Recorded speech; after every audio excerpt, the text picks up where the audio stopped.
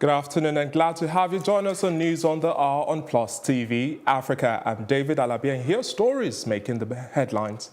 Now we begin our news bulletin with reports from Nigeria that at least 5 people are feared dead while others were injured after a clash between students and indigents. Some of the victims are said to be students of the Federal Polytechnic Bida, Niger State, north of Nigeria and the largest state in the country.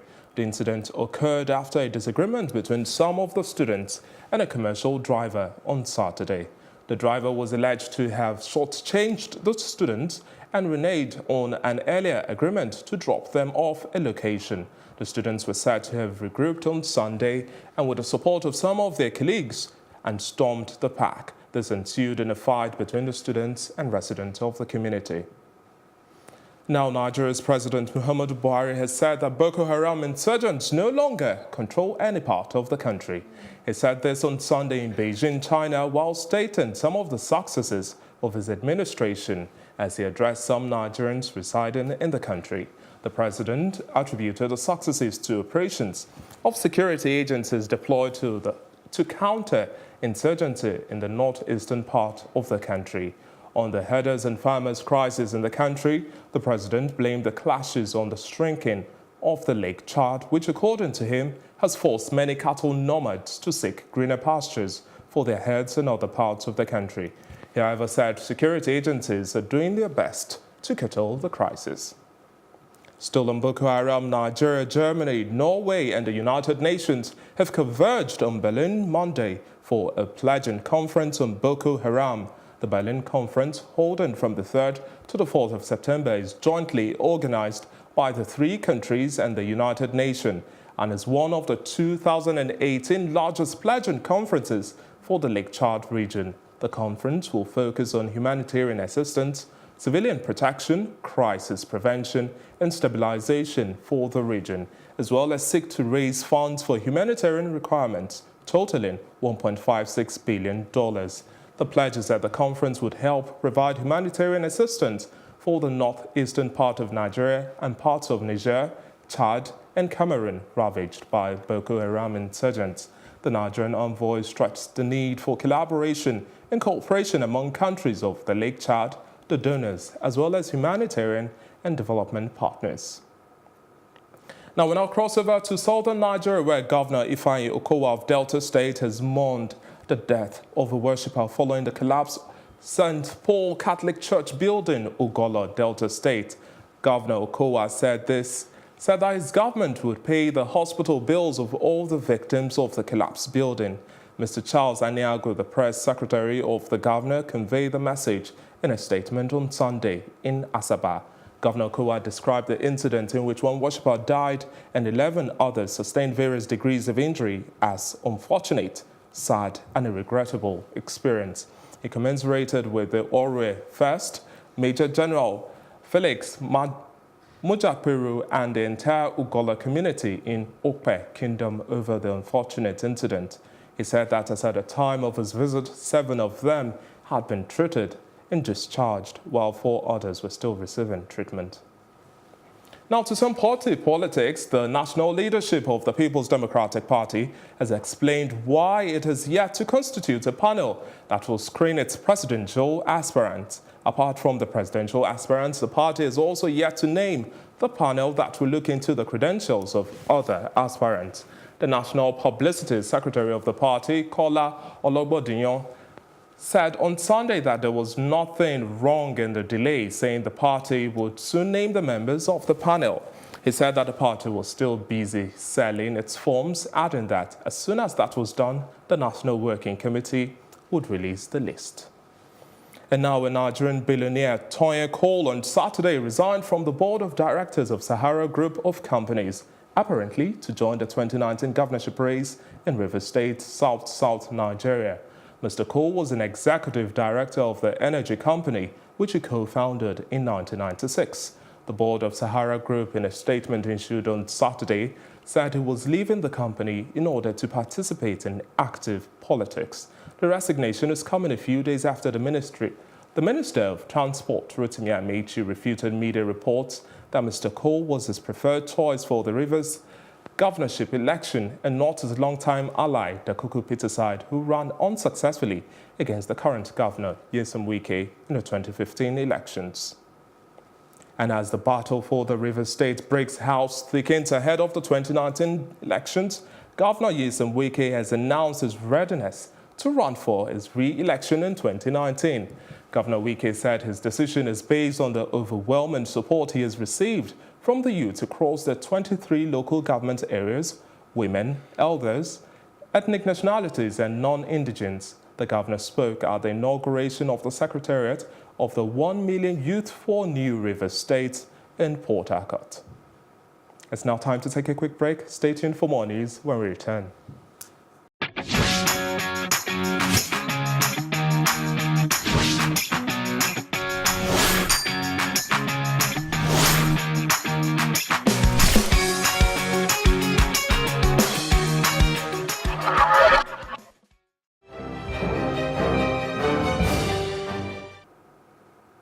Glad to have you back. You're still watching news on the Hour on Plus TV Africa. It's now time for our foreign news package.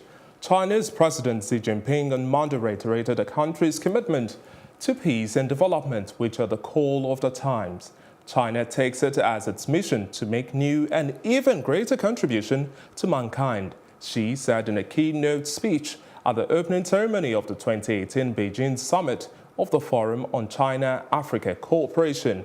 President Jinping said China is ready to work with the international partners in building the Belt and Road. China will also get actively involved in global governance and stay committed to the vision of consultation, cooperation and benefit for all in global governance. And now international watchdog Amnesty International has issued a warning against Kenyan government against the ongoing crackdown on illegal immigrants, saying it would lead to a possible xenophobic attack. In a press release signed by Amnesty International Deputy Director for East Africa, Save Magango, claimed that even those with legal documents had been affected in the crackdown. An order from the Cabinet Secretary for Interior Security, Fred Matiang'i, that all immigrants should be deported, has seen numerous raids in various parts of the country, affecting mostly citizens of the Democratic Republic of Congo, Ethiopia, Somalia, South Sudan, and Nigeria. The United States, France, Italy, and Britain on Saturday condemned what they called an escalation of violence in and around the Libyan capital, Tripoli, warning that armed groups which undermine Libyan stability would be made accountable. Quote, "These attempts to weaken the legitimate Libyan authorities and hinder the ongoing political process are not acceptable," end of quote. Washington, Paris, Rome and London said in a joint statement published by the French Foreign Ministry. Libyan authorities closed Tripoli airport on Friday after some rockets were fired in its direction, a spokesman for the state airline Libya Airlines said. At least 6 people were killed when a suicide bomb struck a local government office in central Mogadishu on Sunday, destroying the building in a Quranic school opposite. At least 6 people had been killed, including soldiers, civilians, and the bomber himself, and a dozen injured, according to police officer Mohammed Hussein. The school was opened, but as at the time of the blast, most children were away from the building on a break. Abdiaziz Abu Musab, Al-Shabaab's military operations spokesman, said the group had carried out the attack. Now, when we return, we'll bring you updates from the rest of the world. Don't go anywhere.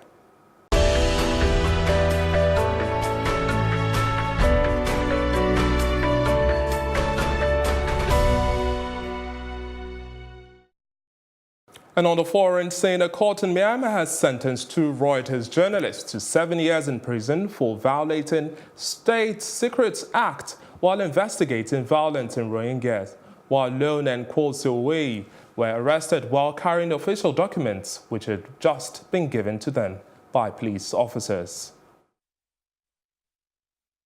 This verdict, today's verdict, it's very disappointing. Not only for the accused, for all of us, for the lawyers, for the press. And away from that development, data logs and the final report released late July into the disappearance of Malaysia Airlines flight MH370 are incomplete and believed to be modified. Experts have claimed to hint at a cover-up. The allegations were made by experts independently investigating what happened to flight MH370, which went missing on the 8th of March 2014, with 239 people on board, while it was on its way from Kuala Lumpur to Beijing. According to Victor Inanleno, who leads the independent group investigating the plane's disappearance, some anomalies were found in the message logs that were included in factual information released by Malaysia, as well as the safety report. The independent group had previously worked extensively with the Australian Transport Safety Bureau, which was leading the MH370 search. And in Japan, the defense chief on Monday warned that the country faces a tough security environment, with China and Russia stepping up military activity and North Korea posing imminent threats.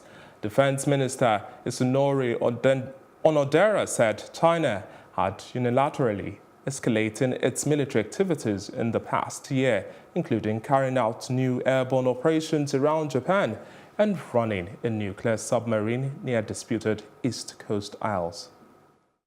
また中国は軍事力を急速に強化し、軍事行動を活発化させており、我が国周辺の海空域での軍事行動を一方的にエスカレートさせており、我が国の安全保障上の大きな懸念となっております。我が国を取り巻く安全保障環境は、5年前に我々が想定したよりも格段に速いスピードで厳しさを増しています。本年6月には初の米朝首脳会談が開催されたものの、北朝鮮の核・ミサイルの廃棄に向けた具体的な動きは進展しておらず、北朝鮮の核・ミサイルが我が国にとってこれまでになく重大かつ差し迫った脅威となっているのとの認識に変わりはありません。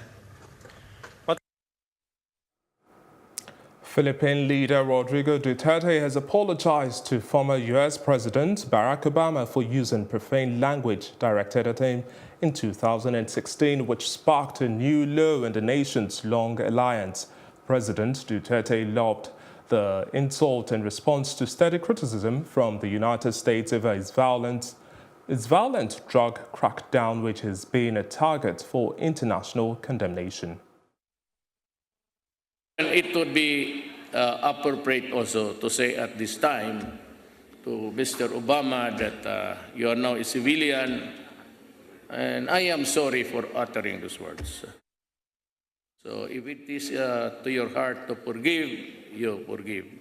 I have forgiven you, just like yung lahat na mga girlfriends ko noong binata pa ako. Baka masuntok tayo dyan, tumahimik kayo. I have forgiven them also. It's now time to bring you the latest updates from the world of business as we catch up with Didi Diong.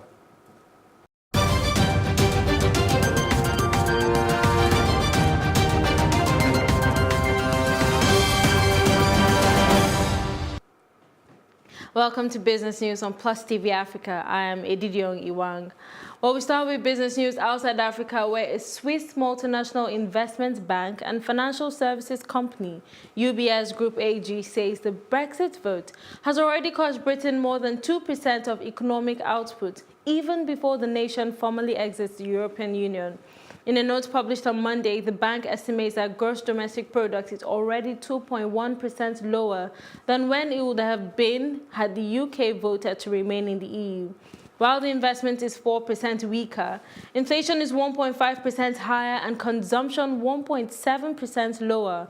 UBS says a pickup in the global economy in the past 2 years has helped mask some of the worst impacts of Brexit, allowing growth to move sideways rather than dive lower.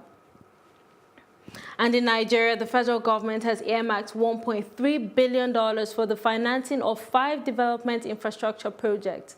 The 5 projects, which will be funded from the National Sovereign Investment Fund account, includes Lagos-Ibadan Expressway construction, Second Niger Bridge, the East-West Road construction, the Abuja-Kano Expressway construction, and the Mambila Power Project.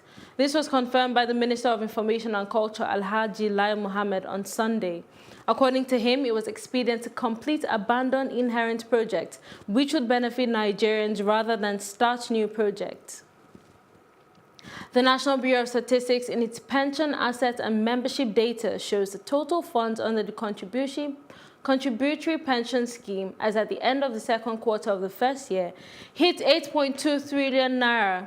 The federal government, which is the biggest borrower of the fund, has 70.75% or 5.8 trillion naira of the total assets in its custody. The NBS reports further showed the federal government had invested 4.4 trillion naira, 1.7 trillion naira, 8.35 billion naira, 58.36 billion naira and 7.7 billion naira in the federal government of Nigeria bonds, treasury bills, agency bonds, sukuk bonds, and green bonds. According to the NBS, the Pension Assets and Retirement Savings Accounts membership data for the second quarter of 2018 show that 8.136.23 workers were registered under the pension scheme compared to the 7.957.976 registered workers in the first quarter of 2018. Or still to come on News on the Hour is our roundup on entertainment and sports. Don't go away.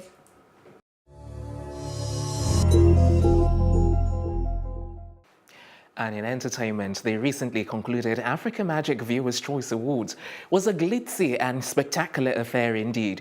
Plus TV Africa was at the ceremony, and our reporter Ife Oshunkeye had a chance to speak to veteran actor Bob Manuel Udoku, who touches on the Nigerian movie industry and the government's involvement in the industry as well. This digital age and digital level and doing productions that can be premiered outside this country, I think it's also high time that we went into co-productions with our counterparts in more developed society like Europe and America. We have a lot of good stories to tell out of Africa, to let the world know that this is the real Africa, unlike what people from Europe and America were doing before, telling the world about Africa in their own perspective. Today we need to collaborate with those people from Europe and America to be able to tell our stories on a world stage. If Nollywood is the number 3 in terms of production output in movie making in the world after America and India, I think we have a gold mine here. I also want the government to come in more and take this industry seriously, more seriously, because beyond civil service, which is government, Nollywood is the entertainment industry is the second highest employer of labor in Nigeria. It's on record. And so such industry should not be allowed to suffer. Still on entertainment, on Monday morning, a Twitter user dug up South African actress Boity Thulo's old tweets from nearly a decade ago, where she made homophobic comments. In the tweets, the media personality is bashing some of the local soapies for showing gay couples. Boity, who recently dropped her hit single, Was Dat, posted a statement explaining how young and naive she was when she made those embarrassing comments. A decade ago, I was naive, homophobic, young, and didn't know better. I was 19 and my views on sexuality were warped. We grow, our views change, and we do better. It's gut-wrenching and embarrassing to see them now. However, I'm not the same person I was 10 years ago, she concludes. Boity's fans jumped into her defense, stating that whoever brought up these tweets is out to sabotage Boity's music career as it gets started. An Australian Instagram model, Sinead McNamara, has died.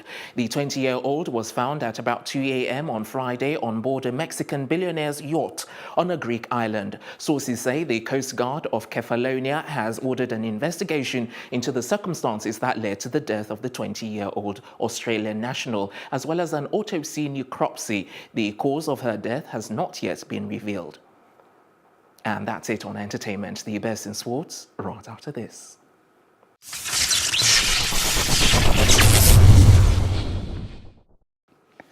Hello and welcome to Sports Update on Plus TV Africa. I am Udoka Njoku. Former Super Eagles forward Victor Agali has charged the team to go for a win against Seychelles in their 2019 Africa Cup of Nations qualifying match in Victoria.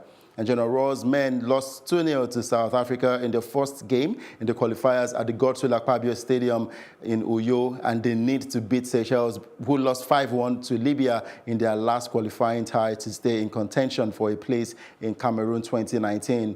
And Agali has tasked the players to get their campaign back on track.